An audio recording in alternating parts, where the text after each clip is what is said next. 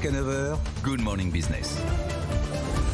Capgemini relève son objectif de croissance annuelle. Le spécialiste des services numériques aux entreprises vise désormais le haut de la fourchette de ses prévisions après avoir annoncé un chiffre d'affaires trimestriel de pratiquement 5,5 milliards d'euros, progression de 15,7%.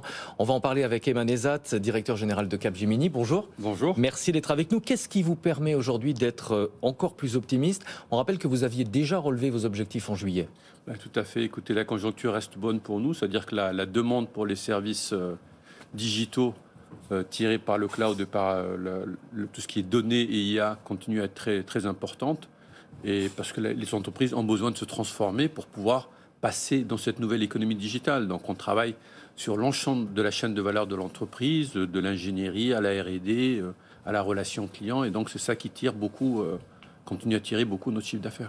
Est-ce que le dollar fort vous a fait du bien aussi ?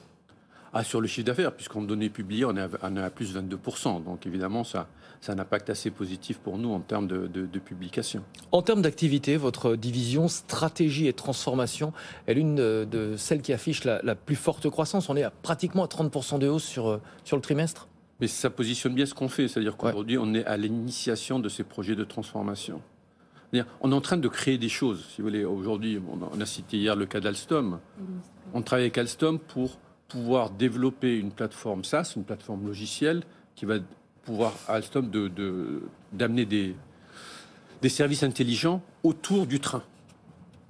Ouais. Parce qu'un train qui n'aura pas de service intelligent, qui ne sera pas connecté, deviendra une commodité. Donc, il faut concevoir en fait cette plateforme. Quel est le modèle de revenu, quel type de services peuvent être apportés, quel modèle économique, quel type d'investissement. Et ça demande évidemment des investissements en termes de stratégie de transformation pour concevoir. Et ensuite, au niveau technologique, on travaille avec Microsoft pour mettre ceci en œuvre. On n'était pas très en avance sur la transformation numérique en France. Vous avez l'impression là qu'on a rattrapé notre retard ? Tout à fait. Je pense qu'il y a beaucoup d'investissements en France. Il y avait un peu de... On va dire, les entreprises n'étaient pas très chaudes un peu sur le cloud au début, mais maintenant tout le monde est parti là-dessus. Et ça permet d'accélérer fortement justement la conception de nouveaux systèmes, de nouveaux services intelligents en utilisant le cloud et la data. Et ça a une forte accélération en France. Quel a été le catalyseur? Est-ce que c'est la crise sanitaire qui a accéléré cette transformation numérique des entreprises? Peut-être une prise de conscience? Tout à fait. Donc ça a commencé, ça a accéléré. C'est-à-dire la prise de conscience était là, mais il y a une accélération puisque... Justement, on a pu voir à quel point il était important d'avoir une relation digitale avec ses clients. On a pu voir à quel point on a besoin d'avoir du smart manufacturing dans les usines pour pouvoir piloter les usines à distance. Donc tous ces éléments sont devenus très importants. Et évidemment, la crise sanitaire les a exacerbés, accéléré toute la transition vers l'économie digitale. Sur vos résultats, vous tablez, Stéphane l'a dit, sur un objectif de croissance sur la borne haute pour 2022. Mais vous voyez un ralentissement de la demande à partir de mars 2023. Est-ce que c'est pas un peu tard, mars 2023? Quand on voit là les résultats de la tech américaine, on voit bien que ça commence quand même à ralentir sur la demande. Alors, on anticipe un ralentissement probable l'année prochaine. On ne le voit pas encore. Donc, notre carnet de commandes est plein. Donc la croissance est toujours devant nous, elle reste importante. Par contre, avec la conjoncture qui est en train de se dégrader, on anticipe qu'il y aura probablement un ralentissement. C'est-à-dire que les entreprises vont prioriser un certain nombre de projets, mais on va continuer à avoir une croissance en 2023.